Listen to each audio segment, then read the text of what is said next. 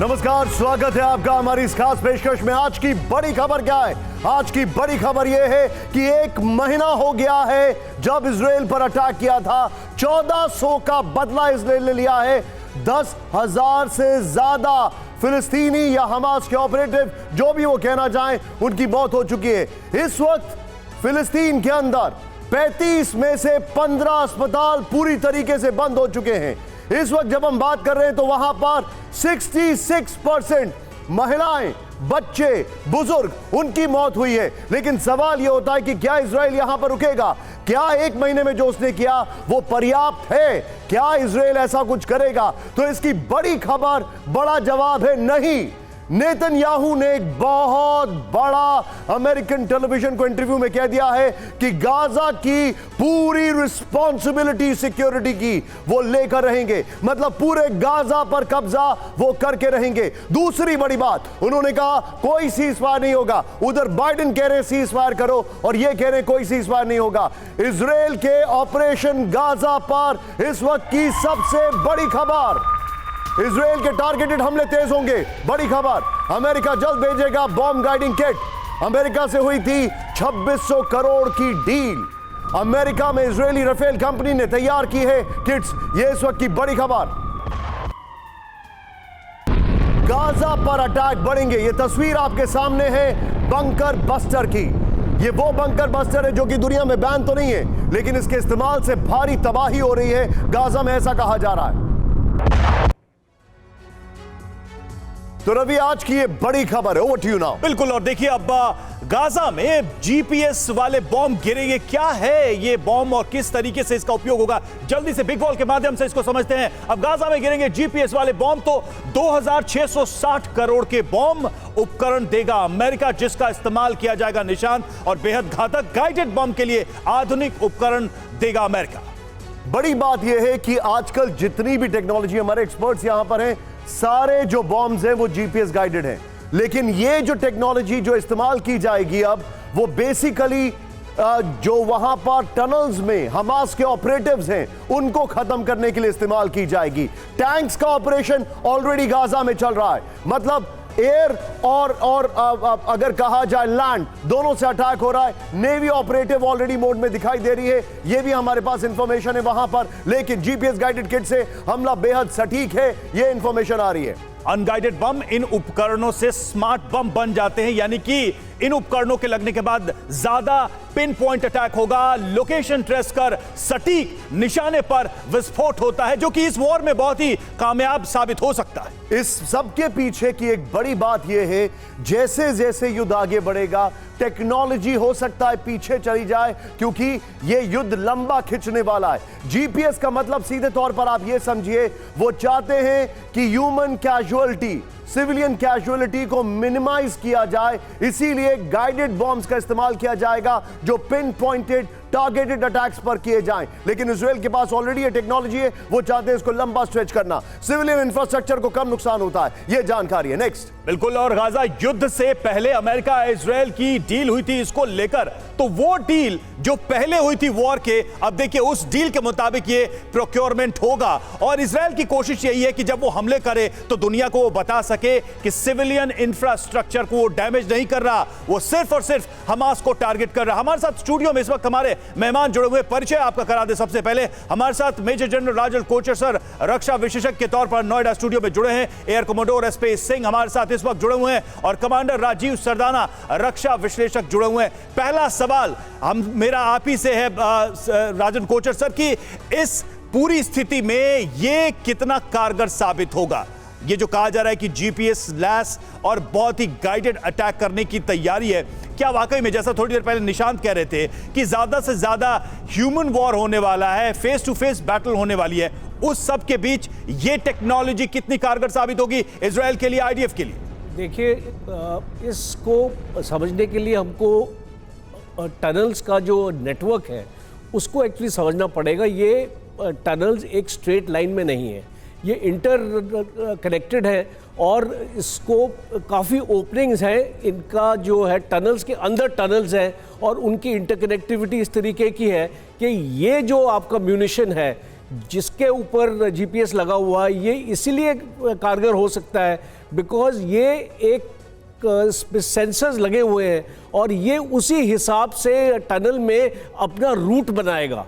अगर इसको राइट जाना है, लेफ्ट जाना है, ईस्ट में जाना है, वेस्ट में जाना है, तो ये जो म्यूनिशन है ये अपना रास्ता बनाएगा और जब तक वहाँ पे इसको टारगेट नहीं मिलता है ये फायर नहीं होगा। इसीलिए मैं मानता हूँ कि एक टनल वॉरफेयर के लिए ये जीपीएस गाइडेड म्यूनिशन ये एक प्रिसिशन मुनिशन है, एक नॉर्मल मुनिशन नहीं है। जो नॉर्मल होता है वो एक टैंक को नष्ट करने के लिए होता है, यानी कि टनल वॉरफेयर के लिए आपको exact location and point of impact पहले ही डिसाइड करना पड़ेगा जिससे सिविलियन कैजुअलिटीज को मिनिमाइज किया जाए। इजरायली रक्षा मंत्री योव गैलेंट का खुलासा। बड़ी खबर, गाजा में तबाही लाने की तैयारी में आईडीएफ। ये बहुत बड़ी खबर है। जमीनी जंग में तेजी लाने की तैयारी है, अतिरिक्त सैन्य योजनाओं को मंजूरी है।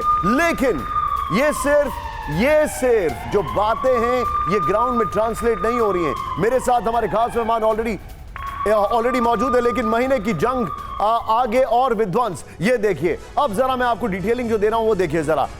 इजराइल के रक्षा मंत्री का दावा, हमास को खत्म करने की तैयारी नंबर 1।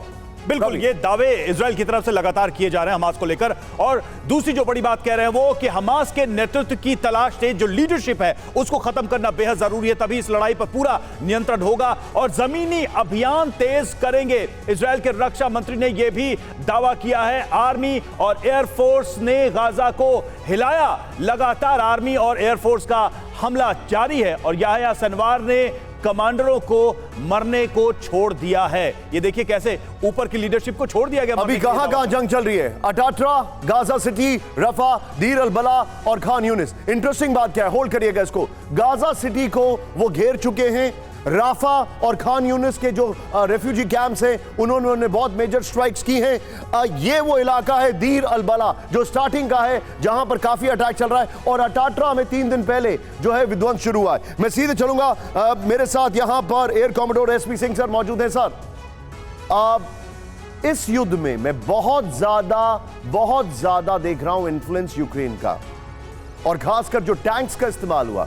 आई अंडरस्टैंड आप एयरफोर्स से टैंक्स का जो इस्तेमाल हो रहा है उनके ऊपर ऑलरेडी नेट्स लगा हुआ है ड्रोन को लेकर, लेकिन मेरा सवाल कुछ और है यहां पर। इस युद्ध में यूक्रेन से इन्फ्लुएंस हुआ, लेकिन हमास बॉडी बैग्स वापस भेज रहा है।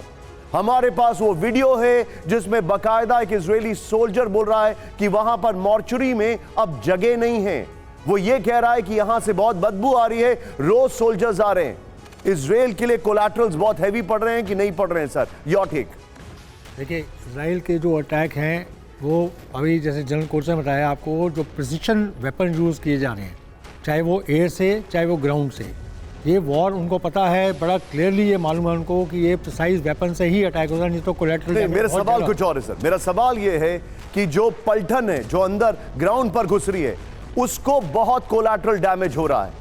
वो एयर अटैक से पर्याप्त नहीं है, इसीलिए परसों की रात उन्होंने मैसिव एयर स्ट्राइक्स किए उसको नेगेट करने के लिए। मैं उसी पर आ रहा हूँ। देखिए, ये जो कोलैटरल डैमेज है जो इसको रोकने के लिए ही प्रिसिशन अटैक किए जाते हैं। अब जो इजरायली फोर्स है उनका बड़ा क्लियरली मालूम है कि ये जो अर्बन वॉरफेयर में जब वो जाएंगे, टैंक से जाएंगे, तो उनके जो ऑलरेडी पोजीशन पर जिस पर हमास ने ऑलरेडी कब्जा किया हुआ है, जो उनको मालूम है, जो ट्रेंड है, उनके जो डैमेज है इजरायली फोर्सेस को, आईडीएफ को ज़्यादा हो सकता है। तो इसको केस करने के लिए वो पहले जो प्रिसिशन अटैक से जो टारगेट्स हैं उसको सॉफन किया जाता है, ताकि वहाँ पर जो आपके अगेंस्ट जो अपोजिशन है वो सॉफन किया जाए, ताकि आपकी कोलैटरल डैमेज कम हो। इसी चीज़ को ध्यान में रखते हुए इस तरह के वेपन यूज़ किए जा रहे हैं, ताकि आपके जो बॉडी बैग की आप बात कर रहे हैं, ये युद्ध का एक परिणाम है जो होगा जब आप ऐसी ही जगह में जाकर युद्ध करेंगे। मैं ये आपसे सवाल इसलिए पूछ रहा हूं, परसों इजराइल में एक सर्वे किया गया, हमारे जितने भी दर्शक हैं, परसों इजराइल में सर्वे किया गया, 76% लोग नेतन्याहू को एज अ प्राइम मिनिस्टर नहीं चाहते हैं।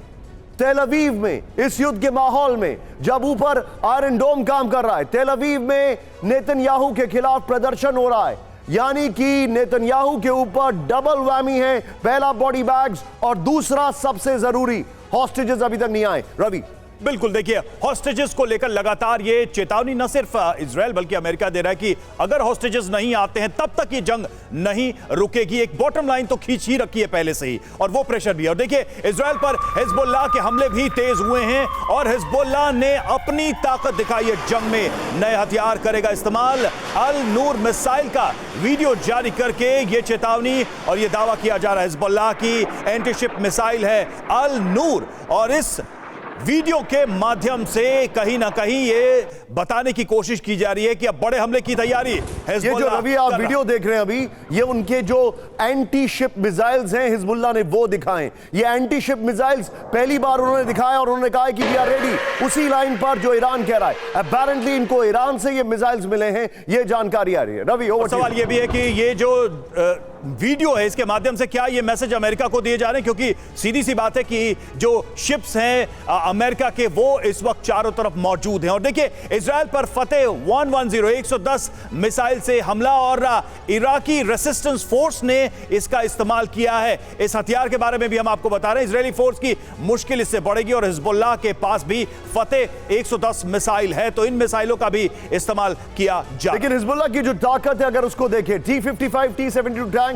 जो कि रशियन मेक का है, BMP-1 इन्फेंट्री व्हीकल है, कात्यूशा रॉकेट है, फतेह 110 M300 मिसाइल जो है, फजर 3 फजर 5 और स्ट्रेला 2 स्ट्रेला 3 मैन पैड है, इगला 1 मैन पैड है, ZU-23 एंटी एयर गन है, पंतसीर आपको याद होगा रशिया किस तरीके से एयर डिफेंस सिस्टम है उसका इस्तेमाल कर रहा है और ये इनके पास भी मौजूद है। ईरान के पास काफी टेक्नोलॉजी है रशिया की, और ईरान की टेक्नोलॉजी हिजबुल्लाह के पास है। आगे ओवर। बिल्कुल, देखिए एंटी टैंक वेपन की बात करें तो 9M14 मालयुक्ता और 9K111 फैगॉट, 9M133 कार्नेटी, ये एंटी टैंक वेपन है। जैसा कि थोड़ी देर पहले हम बात भी कर रहे थे, टैंकों का जबरदस्त इस्तेमाल हमारे दर्शकों को ये बताना जरूरी है कि हिजबुल्लाह की जो स्ट्रेंथ है वो करीब 1 लाख ऑन रिकॉर्ड है। हमास को आप 30,000 कहते हैं, हमास से ये गाजा में अभी निपटना इनके लिए मुश्किल है, आप सिर्फ बम्बार्डमेंट देख रहे हैं, लेकिन हिजबुल्लाह की जो स्ट्रेंथ है वो 1 लाख है। ग्राउंड पर लेबनान में हमारे सहयोगी मनीष मौजूद थे, लेबनान बॉर्डर पर, उनको खुद IDF ने कहा कि हिजबुल्लाह की एंट्री होते ही चीजें थोड़ी और ज्यादा खराब होंगी। हिजबुल्लाह की ताकत यहां पर हम आपको दिखा रहे हैं, फतेह 110, कासम रॉकेट, अय्याश 250, खैबर 1, और कल हिजबुल्लाह ने अपने सबसे खतरनाक रॉकेट का इस्तेमाल किया है। यह बहुत बड़ी खबर है। यहां पर सीधे मैं चलूंगा, मेरे साथ कॉमोडोर राजीव सरदाना जी हैं, उनके पास मैं आ रहा हूं, लेकिन विपिन चौबे मेरे साथ हैं। विपिन, पहले तो विपिन के साथ कैमरामैन गंगा। विपिन, सबसे पहले आपके पीछे स्क्रीन पर थोड़ा सा एक्टिविटी देखकर मुझे लग रहा है कि देयर इज सम होप, लेकिन अपनी लोकेशन बताइए and give us a quick update. कल रात कहां पर थे आप, किस तरीके से बम्बार्डमेंट हुआ, क्योंकि परसों आपका वेलकम आयरन डोम से हुआ था, मुझे अच्छी तरीके से मालूम है, तेल अवीव में। जी बिल्कुल, देखिए इस वक्त मैं तेल अवीव में मौजूद हूं और आज चूंकि 7 अक्टूबर है, माफ करें 7 नवंबर है, और आप जानते हैं कि 7 जो तारीख है वो आज की तारीख में इजराइल के इतिहास में कितनी महत्वपूर्ण हो गई है, क्योंकि 7 अक्टूबर को ही ये हमला किया गया था और आज इस हमले को 1 महीना पूरा हो रहा है। 1 महीने से इजरायली लोग हमास के बंधक बने हुए हैं और सरकार चाहकर भी बहुत ज्यादा कुछ नहीं कर पा रही, क्योंकि इस बार फाइनल असॉल्ट के मूड में है नेतन्याहू, शायद इसीलिए आज हमले और तेज होने की आशंका है। बॉर्डर एरियाज में मैं लेबनान होकर आया, सीरिया बॉर्डर होकर आया, और इसके अलावा स्टुअर्ट और अश्कलोन वो इलाका जहां पर सबसे पहले 7 अक्टूबर को हमला किया गया था। आपको दिखाते हैं 4 तस्वीरें जिसमें आपको गाजा जंग का विध्वंस जो है उसकी पूरी कहानी अब तक का सार हम आपको देने जा रहे हैं। पहली तस्वीर आप देखिए, 7 अक्टूबर को सबसे पहले करीब 5 से 10 हजार, इसको क्लेम किया जाता है, रॉकेट अटैक्स किए गए। उसके बाद 7 अक्टूबर से ही एयर स्ट्राइक शुरू कर दी थी इजराइल ने। 30 अक्टूबर की अगर बात की जाए तो ये आपके सामने किस तरीके से गाजा के अंदर उन्होंने ग्राउंड अटैक शुरुआत की। 31वें दिन बैठकों का दौर चल रहा है। ब्लिंकन नेतन्याहू के लिए मैसेज लेकर आए कि आप इसमें कैसे भी कर अब सीज फायर करिए, क्योंकि अमेरिका की स्टैंडर्ड पॉलिसी रही है। अमेरिका इजराइल जब भी वेस्ट बैंक, जब भी मिडिल ईस्ट में कुछ होता है, अमेरिका सबसे पहले कहता है फुल सपोर्ट टू इजराइल, फिर कहता है रिस्ट्रेन, और फिर कहता है रोको। लेकिन अब इजराइल ने, नेतन्याहू ने कह दिया है कि नहीं, वो टैक्टिकल चीजों को रोक सकते हैं जिससे कि वहां पर एड जाए। लेकिन नेतन्याहू से मिलने के बाद अगर आप देखें दूसरी खमेनेई की तस्वीरें, खमेनेई, उनके फॉरेन मिनिस्टर और रईसी लगातार धमकी दे रहे हैं। लेकिन इस सब के बीच में आज की सबसे बड़ी खबर, आईडीएफ को जो नुकसान हो रहा है, नेतन्याहू का भतीजा मारा गया। यह खबर आ रही है सूत्रों के हवाले से। इस युद्ध में नेतन्याहू का जो भतीजा था वो आईडीएफ की तरफ से था, उसको वो मारा गया है, ऐसा कहा जा रहा है। ये चैनल इसको क्लेम नहीं करता है, लेकिन ऐसी खबर आ रही है तुर्की के अखबारों से। और नेतन्याहू के बेटे को लेकर सवाल उठे थे कि वो अमेरिका में अभी भी मटर गश्ती करते हैं, वो रिजर्व फोर्स में क्यों नहीं आए। सीधे मैं चलूंगा मेरे साथ सरदाना साहब। आईडीएफ की अगर बात की जाए, लॉसेस बहुत एक्सट्रीम में हैं। नेतन्याहू के भतीजे के मारे जाने की खबर आ रही है। लेकिन जो सबसे बड़ा फैक्टर है वो फैक्टर ये है, ना हॉस्टेजेस अभी तक छूट पाए हैं। इन्होंने टैक्टिकली अपने एक हॉस्टेज को निकाला जो इनकी ऑलरेडी रिजर्व फोर्स की मेंबर थी, और ना ही ये हमास के ऊपर कंप्लीट कंट्रोल कर पाए। 72 घंटे से इन्होंने सिर्फ गाजा सिटी को घेर रखा है। देखिए, मेरा मानना है कि यदि अगर कुछ प्रेशर से इनको जो अपने इनके हॉस्टेज अगर छुड़ा पाते तो अभी 1 महीने में छुड़ा लिया होता। मुझे लगता है इनका जो आंकड़ा है 1400 के जो मारे गए, इनमें 250 का और बढ़ेगा और ये अपने हॉस्टेजेस को नहीं छुड़ा पाएंगे इस दफ़ा। इजराइल हमेशा ही से ऐसा रहा है कि एक हॉस्टेज के लिए भले ही उसे 20 प्रिजनर्स देने हों, लेकिन इस बार इनके ऊपर इतना घातक हमला हुआ है, मुझे नहीं लगता इजरायली कोई कॉम्प्रोमाइज़ के लिए तैयार होंगे। जरूर कह रहे हैं कि हमारे बंधक वापस आएँ, लेकिन मुझे नहीं लगता ये इस बात को अंजाम दे पाएंगे। हमास ने सर ऑफर तो दिया ही था 200 बंधकों के बदले 6000 बंधक उसके छोड़ने के लिए। देखिए, वो उस तरीके का स्वैप इस बारी नहीं होगा कि एक के बदले एक, ऐसा कुछ नहीं होगा। और अगर यहाँ एक के बदले 6000 प्रिजनर्स मांग रहे हैं तो उनको इजराइल नहीं देने वाला है। इजराइल के साथ धोखा हुआ है, उनका इतने सालों का विश्वासघात हुआ है, शायद इसीलिए अब वो कुछ भी काम, वो हमास पे बिल्कुल भी भरोसा नहीं करेगा और उनको खत्म करके ही चैन लेगा। मतलब आप ये कह रहे हैं 2011 में एक इजरायली सोल्जर के बदले में हजारों हमास के ऑपरेटिव छोड़े गए थे, वो कहानी नहीं होने वाली है। गाजा पर साथ आ सकते हैं मुस्लिम देश, ये बड़ी खबर। सऊदी पहुंच सकते हैं इब्राहिम रईसी। 11 साल बाद किसी ईरानी नेता का दौरा संभव है, ये बहुत बड़ी खबर है, ये बहुत बड़ी खबर है, ये बहुत बड़ी खबर। इसकी बिग वॉर एक्सप्लेन करने के बाद मैं आपको इसका टैक्टिकल एक रीजन बताने वाला हूं, ध्यान से देखिएगा, ये बहुत बड़ी खबर है। प्रोफेसर राजन, जिन्होंने अब से कुछ दिन पहले, जो कि हमारे शो में आते, एक बहुत खूबसूरत लेख लिखा, this no longer the olden Middle East, और उसका मैं कोटेशन आपको बताऊंगा। मीटिंग के लिए रियाद जा सकते हैं इब्राहिम रईसी, ये बहुत बड़ी खबर है। अब 11 साल बाद किसी ईरानी नेता का सऊदी अरब दौरा, होल्ड करिएगा, होल्ड करिएगा। 11 साल बाद किसी भी सऊदी नेता का ईरानी नेता का सऊदी दौरा, लेकिन यहां पर इनके रिप्रेजेंटेटिव्स अभी अभी अमेरिका गए क्योंकि इनको चाहिए था एयर डिफेंस सिस्टम। इन्होंने बकायदा धमकी दी है कि अगर ईरान के पास न्यूक्लियर वेपन होगा then we have to go for it. ये दो चीजें आप नलिफाई नहीं कर सकते। 11 साल बाद किसी ईरानी नेता का सऊदी अरब का दौरा। नेक्स्ट दिखाइए, चेंज करिए। गाजा पर ओआईसी ने बुलाई है मुस्लिम देशों की बैठक, ये बहुत बड़ी खबर है। नेक्स्ट दिखाइए, यहां पर जो फैक्टर्स हैं वो ये देखिए, 12 अक्टूबर को सऊदी की राजधानी रियाद में बैठक होगी। नेक्स्ट दिखाइए जो हमारे पास फैक्टर्स है। अब ये जो इंपॉर्टेंट फैक्टर है वो देखिए, तेहरान में रईसी के दौरे की तैयारी चल रही है।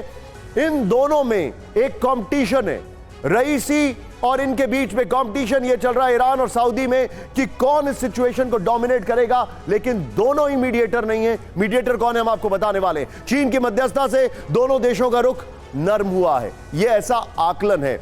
7 साल बाद मार्च 2023 में राजनयिक रिश्ते बहाल हुए थे। नेक्स्ट दिखाइए जो हमारे पास फैक्टर है। अब मैं आपको सीधे सीधे 2 फैक्टर बता रहा हूं। इस पूरी जनरल राजन सर हमारे साथ है, उनके पास मैं जाने वाला हूं। एक्सक्यूज मी राजन कोचर सर, लेकिन एक बड़ी बात मैं कोट करता हूं यहां पर, ईरान नहीं चाहता, प्रोफेसर राजन को मैं कोट कर रहा हूं, ईरान नहीं चाहता किसी भी सूरत हाल में इस सिचुएशन में ईरान विलन बने और सऊदी और अमेरिका और नजदीक आए। दोनों ही इस सिचुएशन को डोमिनेट करने की कोशिश कर रहे हैं, लेकिन मीडिएट कर रहे हैं सिर्फ कतर और इजिप्ट।